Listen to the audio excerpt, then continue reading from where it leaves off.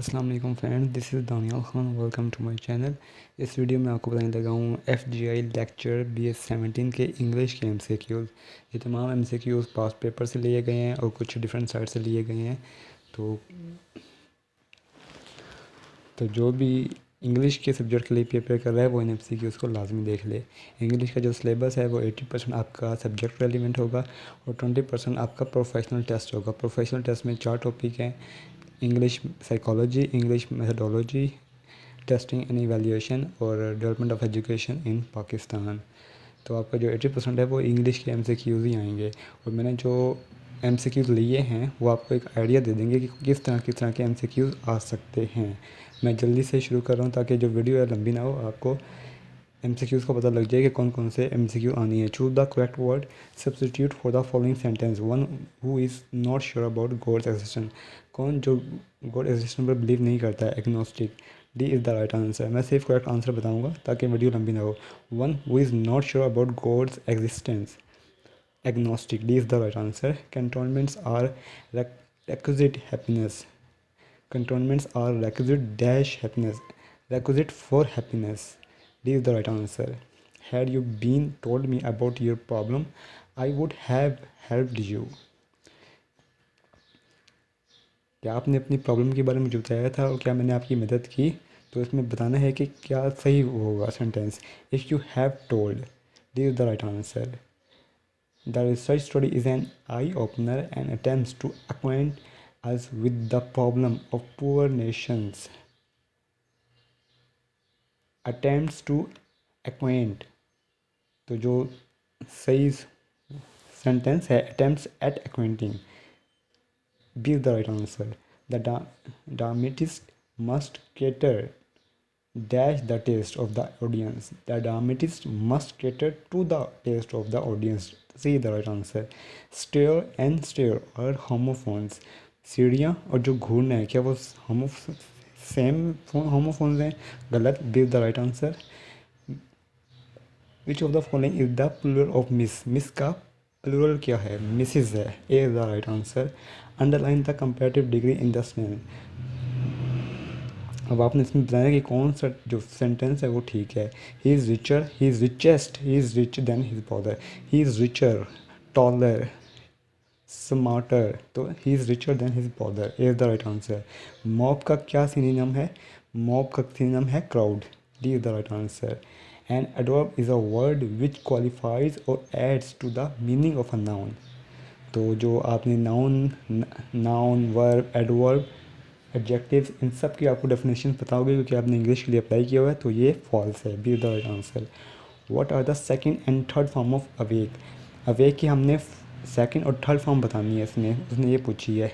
आपके awakened and awaken, B is the right answer. अगर कोई गलत मैंने ऑप्शन करेक्ट कर दिया हो तो आप मुझे कमेंट में करेक्ट कर दीजिएगा। अ गुड जज never jumps dash a conclusion. A good जज नेवर जम्प्स, हमने सही प्रपोजिशन लगानी है। अ गुड जज never jumps to a conclusion. B is the right answer. My sister is bad dash maths. ये भी पास पेपर से लिया गया है। My sister is bad at maths. D is the right answer. Which phenomenon is responsible for mirage in desert? कौन सा factor है जो डिजर्ट जो सहरा होता है उसमें उसका रिस्पॉन्सिबल है? Total internal reflection. D is the right answer.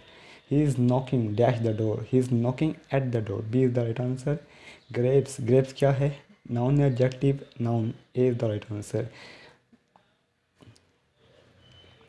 I am tired as I am working since 8 o'clock in the morning.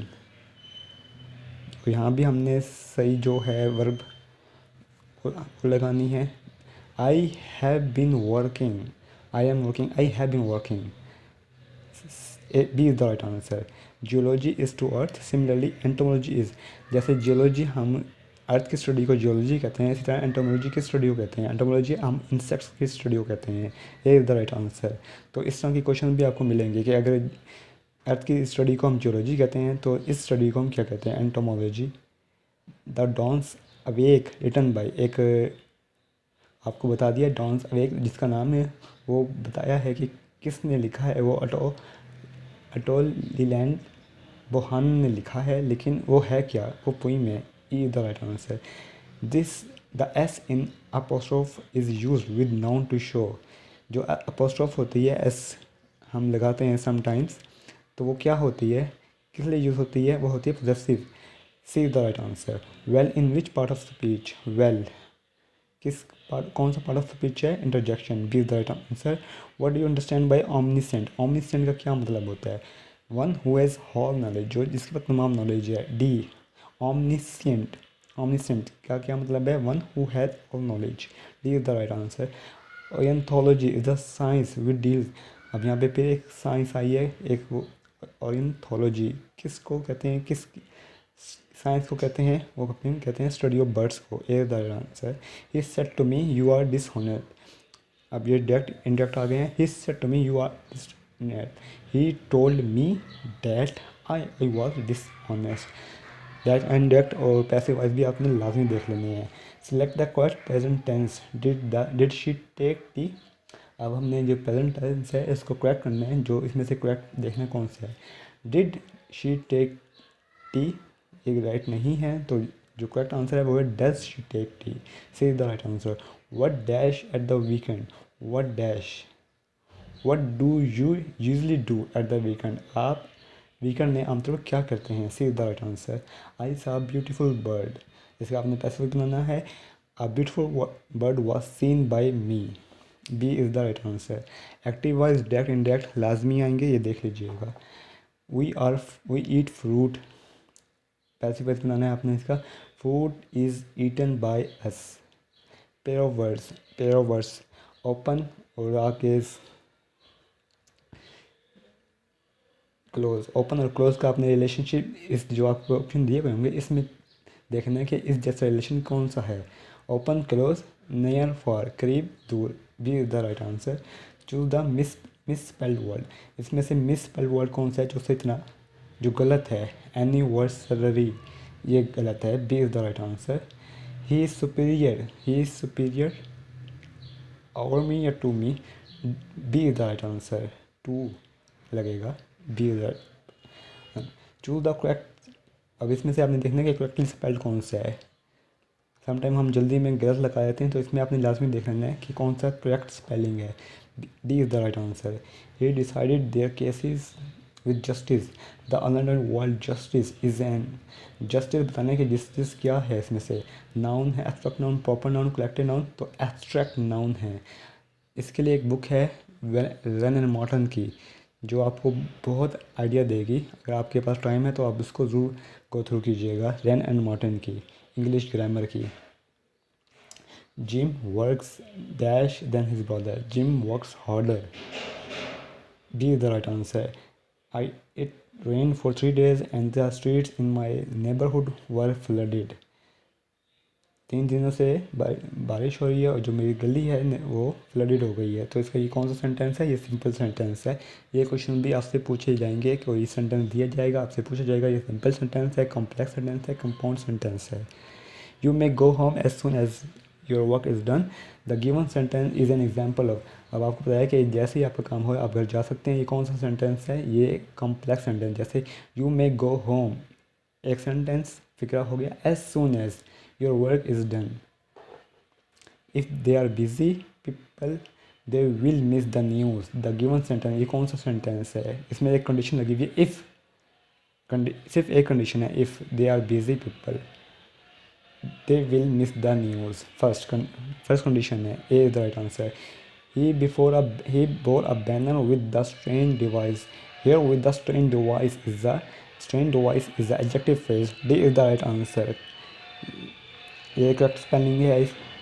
Tongue is the right answer, इसमें भी हमें करेक्ट स्पेलिंग बतानी है। इसमें से कौन सा है, B is the right answer. Infection, इसमें भी आपने करेक्ट स्पेलिंग बताना है। Liquor, C the right answer.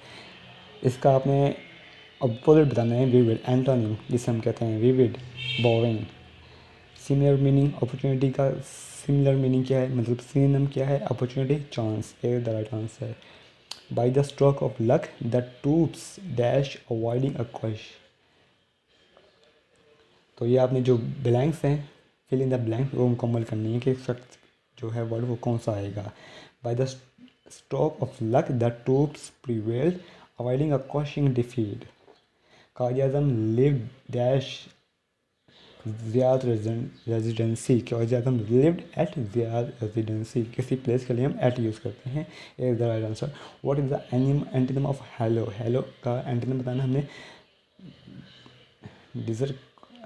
डिसेक्रेट. What is the antonym of calm? Calm का एंटोनिम बताना है agitated. Find the correctly spelled word. इसमें हमने करेक्टली स्पेल्ड बताना है. Definition. B the right answer. Many dash decision were taken at the meeting. Many historic decisions. B the right answer. इसमें भी हमने करेक्टली स्पेल्ड बताना है. डेफिनेशन ये वही आ गया. ही राइट्स, ये पहले लिया गया है. ही rights with ink. No, he writes in ink. B is the right answer. Dash works of reference are as valuable as encyclopedia. तो few works, not a few. The few भी नहीं यूज होता. Few works. C is the right answer. His father-in-law dash him. His father-in-law set him up in business. Set. C is the right answer. The machine is difficult to build.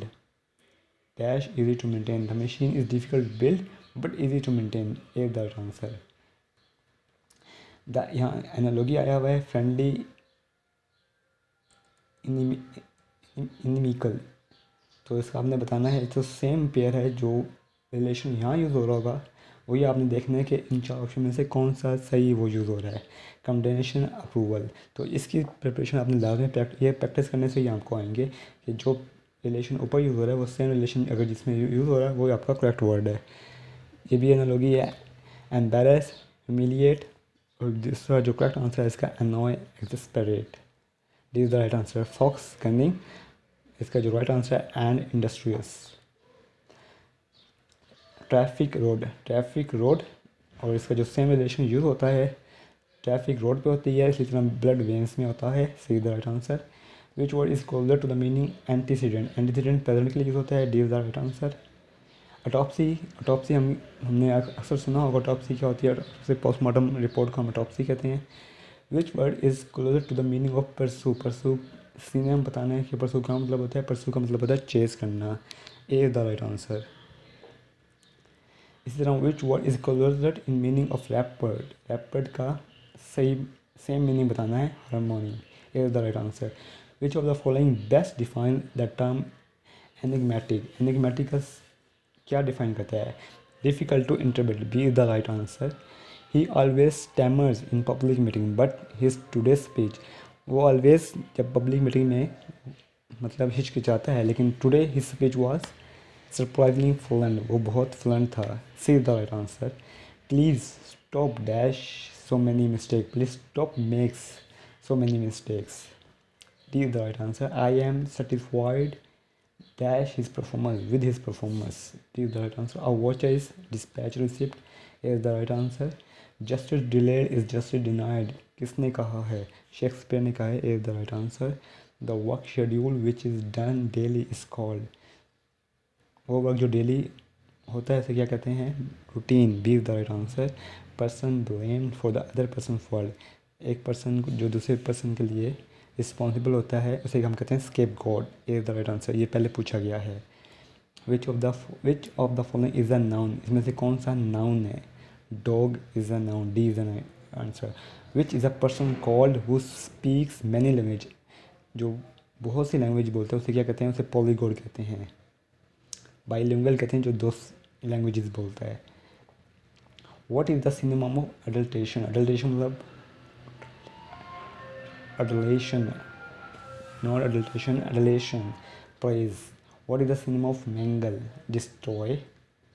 What is the antonym of Eve? Goodbye. Goodbye. This is the right answer. Where there is a dash will, there's dash way. Where there is a will, there is a way. Article दोनों जगह A is the right answer. Ambivalent means uncertain. D is the right answer. Basket case. अब यहाँ एक term पूछिए basket case. इसका क्या मतलब होता है? वन मेड पावरलेस और ineffective as by nerve, panic और stress. The sound of birds. Sound of birds को क्या कहते हैं? मतलब जो बर्ड्स की आवाज़ उनको हम कहते हैं twitter. C is the right answer. what is the one word substitution for the fear of dogs? Dogs के fear को हम कहते हैं साइनोफोबिया। मेलाफाइड का मतलब होता है bad intention. D is the right answer. The matter जो बोल्ड फॉन्ट में आपको लिख मिल रहा है वो राइट आंसर है। The matter is as jurisdiction. The matter is about the jurisdiction of the courts. A is the right answer. Life is not a bad life is not a bed of roses. B is the right answer. Would you mind putting your cigarettes dash? Would you mind putting your cigarettes out? Please, this is the right answer. Life is not a bed of roses. I am not sure dash whom to ask. इसमें हमने जो correct word होगा वो हम place करेंगे। D is the right answer. Dash several dash are performed in marriage. Several rites are performed in marriage. I go for a walk. Preposition B is the right answer. यहाँ भी आपने देखना है कि सही वो क्या music composer then device horse और fall. A is the right answer. Deceit loyalty. What do you understand by ex parte on one side only. A the right answer. The prisoner said to the जज I am not guilty of this crime. The prisoner told the judge that he was not guilty of that crime. This को हम that करते हैं। ये आपने लाजमी speech direct indirect passive voice लाजमी देख लीजिएगा। यहाँ पे एक फिक्रा था, उर्दू ट्रांसलेशन थी उर्दू को इंग्लिश, तो ये भी आपसे पूछा जाएगा। तुम फल नहीं खरीदोगे, you will not buy fruits. C the right answer. The son said to the mother I want some money. The son told to the mother that he want some money. Anthophobia is the fear of what. Anthophobia किसको fear कहते हैं ये आप देख लीजिएगा, इसमें से कोई नहीं है। She wants that she should be respected, ये पैसे वाइज है। She wants that she should be respected, she wants to be respected. B is the right answer. तो आपसे एक इंग्लिश ऐसा आपसे लिखवाया जा सकता है। इंग्लिश आपसे लिखने के लिए सबसे बेहतर यही होता है जो उसका प्रॉपर जो उसका बॉडी है, कि सबसे पहले आपने उसकी आउटलाइन देनी है। जो भी आपका ऐसा टॉपिक है आपने उसकी प्रॉपर आउटलाइन देनी है, फिर उसका बॉडी आ जाएगी। उसके बाद आपने हेडिंग नहीं देनी, आपने पैराग्राफ में लिखना है। पहले आउटलाइन दे देंगे, फिर पैराग्राफ में उसको एक्सप्लेन कर देंगे। उसके बाद आप कंक्लूजन और अपनी रिकमेंडेशन देंगे। कोशिश कीजिए कि वो मे भी ये आए, मुझे कंफर्म नहीं है, लेकिन ये पूछा जा सकता है क्योंकि इंग्लिश का जो वो है सब्जेक्ट है उसमें इंग्लिश ऐसे लाजमी पूछा जाएगा। और दूसरा आपसे एक कंप्रीहेंशन भी पूछा जाएगा। आपको एक पैराग्राफ दिया जा सकता है और उसमें आपके तो इस चीज़ पैराग्राफ की भी आप प्रैक्टिस कीजिएगा, एक इंग्लिश ऐसे और एक पैराग्राफ कंप्रीहेंशन पैराग्राफ की।